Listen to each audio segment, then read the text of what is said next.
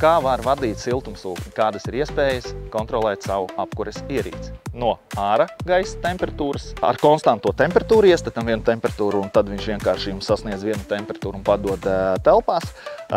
Vai, trešā opcija var arī vadīt no telpas termostata. Ir tāda kastīte. Paskatāmies, kas tajā kastītē, ko piedāvā Mitsubishi Electric. Mitsubishi Electric piedāvā ļoti labu risinājumu. Bačiņas, sienas stiprinājums un galdas stiprinājums, konsoli nosauksim tā.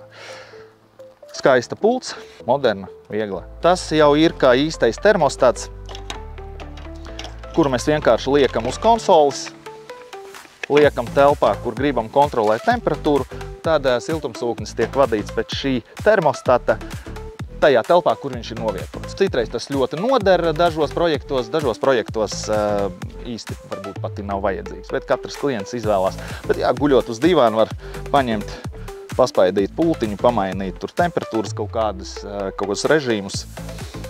To pašu var darīt arī caur aplikāciju, bet aplikācija